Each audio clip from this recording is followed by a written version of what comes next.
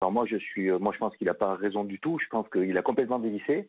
Il fait une émission de télévision il y a à peine un mois en disant qu'il a appris de ses erreurs.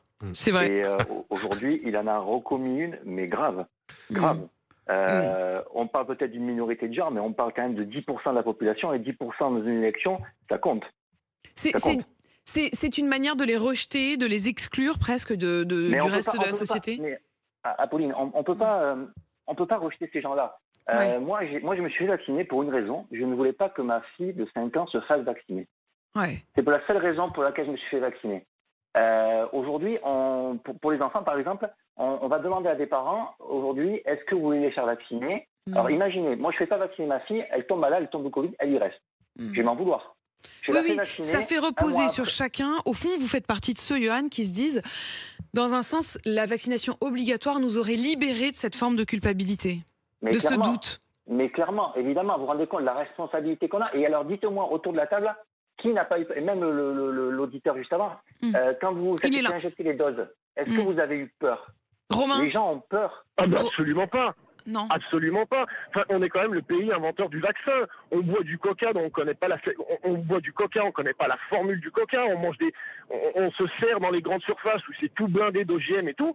Et pour un vaccin dont on est le pays inventeur, ben, j'aurais bien voulu voir si à l'époque des vaccins contre la peste ou autre grosse maladie, les gens étaient là à se dire, Mm. il n'y a pas assez de recul. Non. Mais Enfin, après, je respecte ceux qui ne veulent pas se vacciner, à une condition, c'est que leurs arguments soient plausibles. Quand on vient me dire, oui, mais il y a des nanoparticules, oui, mais on nous injecte pour nous contrôler. Non, non. Et Mais le problème, c'est que, le comme je problème, disais c'est tout qu'on a à pas l'heure, fait- Johan, écoutez-moi, si on met deux experts autour de la table, deux médecins, ils vont dire l'inverse. mais on n'aurait pas dû. Mais on pourrait pas. Il faut pas. Michel Simès, un médecin que j'aime beaucoup pour sa façon de faire, l'a dit clairement. La grosse erreur qu'il y a eu déjà de la part du gouvernement, c'est de donner la responsabilité aux Français.